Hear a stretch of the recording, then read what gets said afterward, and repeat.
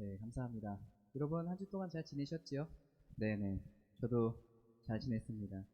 우리 따뜻한 교회적으로는 그 한 주가 굉장히 중요한 주였던 것 같아요. 한 주보다 벌써 3일 전이죠. 3일 전에, 부터 그렇게 해서 지금까지 또 하나님의 은혜로 잘, 인도되었던 것 같습니다. 그래서 감사하게 여러 가지 감사의 제목들이 많죠. 그런 것들 여러분과 같이 또 이따가 나누고 또 이렇게 하나님께 영광 돌리는 귀한 시간을 갖도록 하겠습니다. 오늘 말씀에 읽었듯이 에녹이라는 사람이 하나님과 동행했습니다. 여러분 그 동행을 할 때 누군가와 함께 하면 참 기쁨이 되고 든든하기도 하죠. 그래서 근데 좋은 사람하고 할 때는 굉장히 좋고 행복한데 내가 좀 불편한 사람하고 같이 하루 동안 같이 동행하면서 다녀야 된다고 생각해 보세요. 그러면 이게 쉽습니까? 어렵죠. 힘들죠. 굉장히 힘들 텐데, 그러나 내가 정말 좋아하는 사람, 그리고 같이 하는데 힘이 나는 사람, 그 사람하고 같이 동행하고 같이 가면 굉장히 힘을 얻고, 또 힘이 없어도, 또 두려운 마음이 들어도, 내 두려움이 사라지고, 또 담대한 마음이 들기도 합니다. 제가 이제 최근에 그 교회 장소 때문에 여러 가지 이제 몇 번 갔었잖아요. 가서 이제 인사도 드리고 또 같이 갔었는데 갈 때마다 한 번은 우리 경주쌤이 동행해 주셨고 아내랑, 그리고 또 한 번은 우리 조정재 쌤이 같이 동행해 주셨어요. 그때 저한테 얼마나 큰 힘이 되는지 모르겠어요. 굉장히 감사했고 정말 행복했습니다. 같이 동행한다는 게 쉽지 이제 않은 일이고 한데, 그럼에도 불구하고 같이 오셔서 같이 함께 해주고 같이 동행해서 같이 이야기해 줄 수 있다는 게 얼마나 큰 복인지, 그래서 참 큰 복을 누리며 살아가고 있구나 생각이 들었어요. 그래서 정말 감사해요. 이렇게 사람도 좋은 사람과도 이렇게 동행하는데 얼마나 감사가 넘치고 기쁨이 넘칩니까? 힘도 나고요. 그런데 오늘 에녹은 누구랑 같이 동행했다고 이야기하고 있죠? 하나님과 동행했다고 이야기하고 있어요.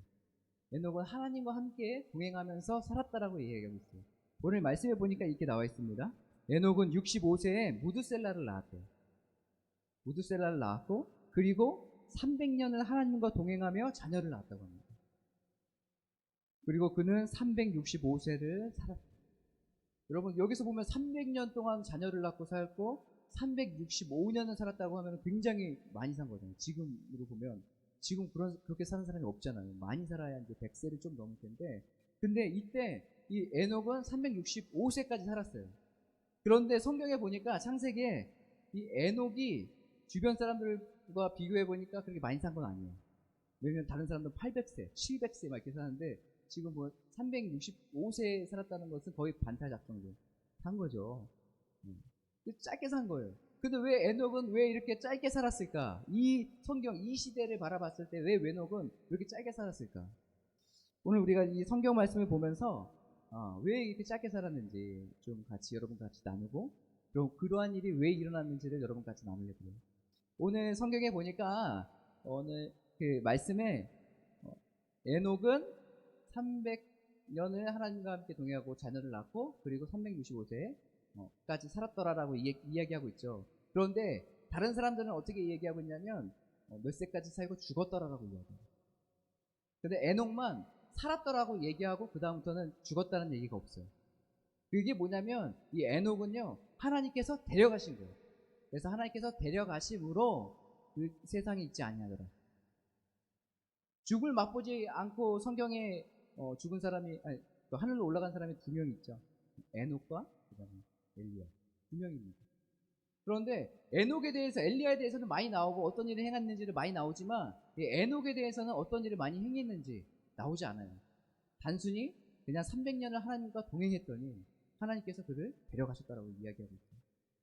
그럼 이 도대체 동행하는 삶이 뭘까요? 어떻게 에녹은 하나님과 같이 동행했기 때문에 하나님은 에녹을 데려가신 걸까요? 죽음을 보지 않고. 이게 얼마나 축복입니까? 이 동행하는 삶이 너무 궁금해졌어요. 그런데 성경에는 이 동행에 한 사람이 바로 뒤에 보면 또 나옵니다.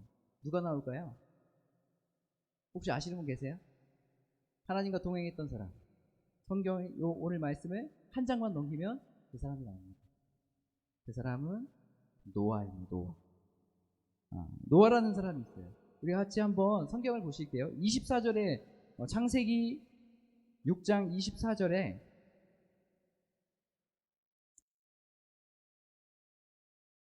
아니야 24절 아니고 창세기 6장 9절 말씀을 같이 보겠습니다. 9절 말씀 같이 읽을게요. 이것이 노아의 조건이라. 노아는 의인이요 당대의 완전한 자라. 그는 하나님과 함께 동행하였으며. 오늘 보니까요, 이 노아가 어떻게 했다고요? 당대의 의인이고 당대의 완전한 자라고 이야기하고 있어요. 그리고 이 노아가 뭐라고요? 하나님과 동행했다고 이렇게 이야기하고 있습니다. 하나님과 그럼 노아의 삶을 보면, 노아가 좀 더 많이 나왔으니까 노아의 삶을 보면 이 에녹의 동행이라는, 하나님과 동행했던 삶이 어떤 삶인지 좀 알 수 있지 않을까요? 그래서 제가 성경을 보다가 성경을 좀 찾아봤습니다. 그래서 도대체 노아는 하나님과 어떻게 관계를 맺고 동행하면서 살아갔기 때문에 이 하나님과 동행했다는 얘기를 들었을까? 오늘 제가 말씀에 힌트를 얻었어요. 6장 22절 같이 보실까요? 6장 22절. 노아가 그와 같이 하여 하나님이 자기에게 명하신 대로 다 준행하였더라. 이렇게 나왔어요. 또 한 구절도 나옵니다. 7장 5절 말씀에 이렇게 나와 있어요. 7장 5절에 노아가 여호와께서 자기에게 명하신 대로 다 준행하였더라. 노아의 삶은 되게 현란한 삶도 아니고요. 노아의 삶을 보면 다른 게 없어요. 그냥 하나님께서 시키시면 그냥 그대로 다 행했던 사람이에요. 그리고 노아가 자기 주장을 가지고 어떤 걸 능력을 발했고 어떤 좋은 일을 했고 이런 것들이 하나도 없어요. 그냥 오늘 말씀처럼 하나님께서 노아에게 말씀하시고 노아는 그 말씀을 받고 듣고 그 말씀대로 순종했어요. 그게 볼 때 그럼 노아가 하나님과 함께 동행했다라고 이야기하고 있는데, 그러면 여러분 여기서 힌트를 찾으셨죠? 동행은 뭔가요? 하나님의 말씀을 듣고 그 말씀을 순종하면서 살아가는 것이 하나님과 동행하는 삶입니다. 그럼 앞으로 돌아와서 그러면 에녹이 하나님과 동행했다라고 말씀하셨는데, 그럼 에녹은 어떻게 사는 거예요? 하나님의 말씀을 듣고 그 말씀대로 순종하며 살았다는 것을 우리가 알 수 있죠. 저는 오늘 이 말씀을 준비하고 또 여러분과 같이 나누고 이 말씀 묵상하면서 정말 나도 이런 삶을 살고 싶다. 하나님과 함께 동행하고 하나님과 함께하는 그 삶. 이 삶을 어떻게 하면 살면 좋을까? 하나님과 함께 살고 또 동행하면 얼마나 기분이 좋겠어요? 얼마나 행복하겠어요? 사람도 좋은 사람이 나와 같이 동행하면 든든하고 행복한데, 하나님이 나와 함께 동행하신다면 얼마나 행복하겠어요? 천국 만마를 얻은 것 같죠. 기쁨과 즐거움과 행복이 더 어디 있겠습니까? 하나님과 동행하는 건 왜? 그러니까 이것을 꼭 하고 싶었어요. 바라옵게는 이 하나님과의 동행이 저뿐만 아니라 우리 따뜻한 교회 성도들, 또 오늘 예배 가운데 참석하신 분, 또 어디선가 예배를 드리는 모든 분들이 다 경험하시길 소망합니다. 그래서 날마다 하나님과 동행하는 누구, 하나님과 동행하는 나, 하나님과 동행하는 하율이, 이렇게 여러분 고백하고 살아가는 저와 여러분이 되셨으면 좋겠어요. 얼마나 행복하겠어요. 이 하나님과 동행하는 데 있어서 두 가지를 같이 얘기했습니다. 첫 번째는 뭐라고요? 하나님의 말씀을 듣는 거예요. 우리가 하나님의 말씀을 어떻게 들을까요? 예전처럼 구약시대처럼 우리가 갑자기 계시를 받아서 산을 올라가다가 내가 산기도 나무 하나 잡고서 뿌리째 뽑았더니 갑자기 하나님의 음성이 들렸고 막 이렇게 될까요? 여러분, 하나님의 음성을 듣는 것을 너무 어렵게 생각하지 않으셨습니까? 어디서든 하나님께서 우리에게 말씀하십니다. 우리 예배를 통해서, 찬양을 통해서, 또 믿음의 사람들과 같이 교제하는 그 시간들을 통해서 하나님께서 우리에게 말씀하세요. 그리고 가장 제일 분명하게 말씀하는 곳이 어딜까요?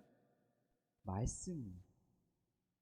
우리 2011년도를 시작하면서 우리 따뜻한 교회가 시작됐죠. 시작되면서 저희가 지금 하고 있는 게 뭐죠? 그래서 아침에 말씀 묵상하는 것, 그리고 성경 읽기 하는 것, 이것들이에요. 그래서 이것들을 하면서 우리가 한 해 동안 살아가면서 우리가 하나님의 말씀을 듣겠다는 건 아니겠습니까? 하나님께서 성경에는 도대체 우리가 어떻게 살기를 원하시는지를 알아야 우리가 살 거 아니에요. 모르는데 어떻게 살아요?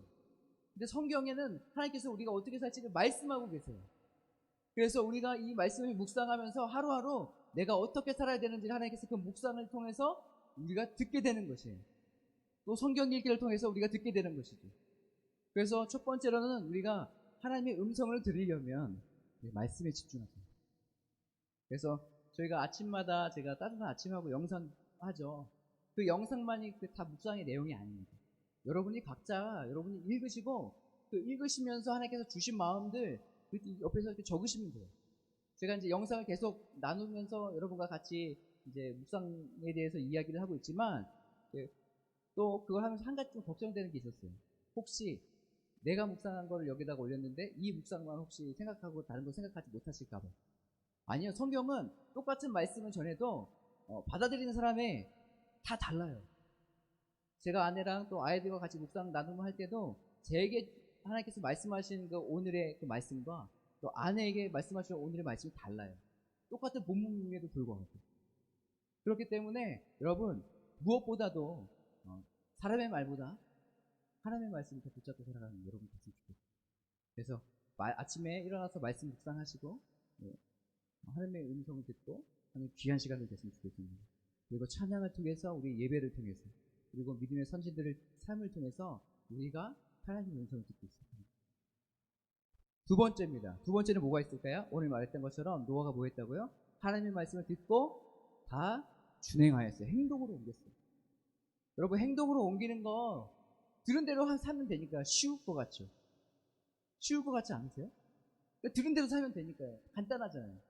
이론은 쉬워요. 근데 실전으로 가면 어려운 거예요. 여러분 기드온이 하나님을 만났습니다. 그리고 기드온에게 하나님께서 말씀하세요. 뭐라고 말씀하시면 바알과 아세라상을 찍어버려라. 그 얘기예요. 그때 당시에는 기드온이 집 안에 산당 그런 것들을 세워놨어요. 지주 같은 역할 그 마을에. 그리고 그곳에는 곳곳에 그런 것들이 세워져 있었어요. 그리고 바알과 아세라 우상을 숭배하는 그런 문화가 조성되어 있던 그때 이스라엘 시대였어요. 그런데 하나님께서 기드온을 만나시고 말씀하신 게 야 바알과 아세라를 찍어버려. 그리고 나를 따라와. 이렇게 하시는 거예요. 여러분 그때 당시에 바알과 아세라 그 우상 신상을 찍어버리고 불태우는 것은 무슨 얘기인지 아십니까? 잘못하면 내가 잡히면 죽을 수 있는 일이에요. 그런데 그것을 누구한테 시키신 거예요? 기드온한테 시키신 거예요. 여러분이랑 기드온이라면 어떻게 하실 거예요? 도끼 들고서 그냥 다 보는 앞에서 내가 하나님의 말씀 죽으면 죽으리라 하고서 찍어버리고 가실 거예요? 그래서 잡혀가서 죽으실 거예요? 성경 말씀에 보니까요, 이게 찍고서 실제로 찍고 그것을 불태우고 했는데 사람들이 모여서 기드온을 잡아가지고 죽이려고 그래요. 그만큼 위험하고 어려운 일이에요. 근데 하나님께서 지금 기드온에게 그 말씀을 하신 거예요. 그 음성을 기드온은 들었죠. 기드온 안에 그러면 뭐가 있어야 돼요? 행동이 있어야 돼요. 그 말씀에 대한 행동이. 근데 그 행동이 굉장히 크고 어려운 거 아니겠습니까? 내 목숨을 지금 담보로 하고 거기서 그걸 찍어버리고 없애버려야 되는데 그게 가능할까요? 쉽게 하지 못하는 거예요. 그래서 기드온이 어떻게 합니까? 대낮에 사람들이 많았다는 게 아니라 저녁에 밤늦게 가가지고 원래 찍어버리고 다 해가지고 불태우고 하나님께 예배를. 저는 기드온이 아이고 기드온 좀 진짜 소심하다 소심해. 여러분 이렇게 생각하세요? 저는 전혀 그렇게 생각하지 않아요. 왜냐하면 하나님의 말씀을 순종하고 싶은데 공격 안 나는 거 어떻게 해요? 그러니까 그 말씀대로 어떻게든 이제 순종하고 싶어서 자기가 할 수 있는 최선의 방법을 지어서 그 말씀을 지킨 거예요. 때로는 우리가 힘들고 어려울 수 있어요. 그럼에도 불구하고 하나님께서 말씀하셨고 내가 그 묵상 말씀을 통해서 하나님께서 어떻게 살길 원하시는지를 들었다면 우리는 어떻게 해서든 우리가 최선으로 할 수 있는 방법을 가지고 하나님의 말씀에 순종해야 됩니다. 그래야 하나님의 말씀에 오늘 나왔던 것처럼 에녹이 하나님과 동행했던 것처럼 노아가 하나님과 동행했던 것처럼 우리가 하나님께서 말씀하신 그 말씀을 듣고 그 말씀대로 순종함으로 살아가고 말미암아 하나님과 동행하는 삶을 살 수 있게 됩니다. 정말 놀라시지 않습니까? 제가 저번에도 말씀드렸죠. 순종이 제사보다 낫다. 하나님의 말씀을 들었으면 순종하셔야 돼요. 이것을 하나님께서 기뻐하십니다. 순종 없이 그냥 나는 내 멋대로 살다가 그냥 내 멋대로 산 상태에서 그냥 내 중심에 살면서 주님께 예배드리는 것 하나님께서 기뻐하실까요? 아니 그렇지 않다. 하나님께서는 예배의 주체는 하나님입니다. 내가 주체가 아니에요. 그래서 내 만족으로 우리가 예배 드리는 거 아니에요. 예배 드리는 거 아니에요. 하나님께 영광 돌리기 위해서 하나님을 바라보면서 우리의 최고의 영광과 예배를 드리기 위해서 우리가 모인 것이지, 내가 만족하기 위해서, 내가 좀 더 여기서 뭐 잘나 보이기 위해서 여기서 모인 것이 아닙니다. 마음의 동기를 새롭게 하고, 이제는 그러면 여기 모여서 우리 같이 예배 드릴 때 우리가 순종하는 마음으로 예배 드립니다.